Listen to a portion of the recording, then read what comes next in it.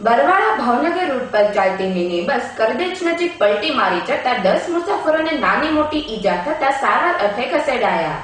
Barwala Bhavnagar route પર સીતારામ લખેલ mini bus ચાલે છે.